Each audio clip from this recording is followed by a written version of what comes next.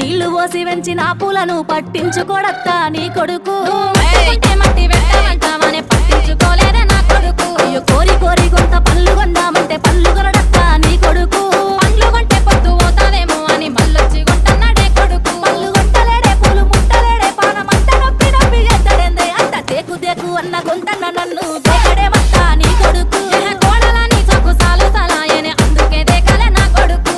తర్వాతనే నాన్న